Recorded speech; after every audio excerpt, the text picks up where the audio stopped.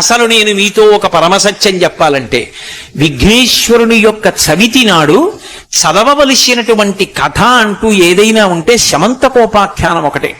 మీరు విఘ్నేశ్వరోత్పత్తి చదివారా చదవలేదా? ఆయన భూమికి ప్రదక్షిణం చేసిన విషయం చదివారా చదవలేదా? ఆయన విఘ్నాధిపత్యం పొందిన విషయం మీరు చదివారా చదవలేదా? వీటితో సంబంధం లేదు. సంబంధం అంతా ఎక్కడ అంటే కేవలంగా శ్రీకృష్ణ పరమాత్మకి విఘ్నేశ్వరుడికి ఉన్న సంబంధంతో కూడుకున్న శమంతకోపాఖ్యానాన్ని ఒక్కదాన్నే చదవాలి. ఎందుకని?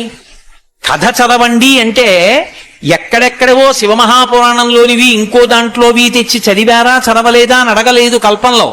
చదివితే తప్పని నేను చెప్పట్లేదు, కానీ చదివి తీరవలసినది మాత్రం శమంతకోపాఖ్యానం. శమంతకోపాఖ్యానం ఎవరితో సంబంధం? ఒక్క కృష్ణుడితోటే సంబంధం.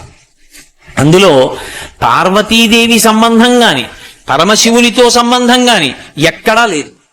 మీరు శమంతకోపాఖ్యానాన్ని యథార్థంగా చదివితే విష్ణు పురాణంలో పరాశర మహర్షి అందించారు. వేదవ్యాసుడి తండ్రి పరాశర మహర్షి ఈ లోకానికి చేసినటువంటి మహోపకారాలు రెండు.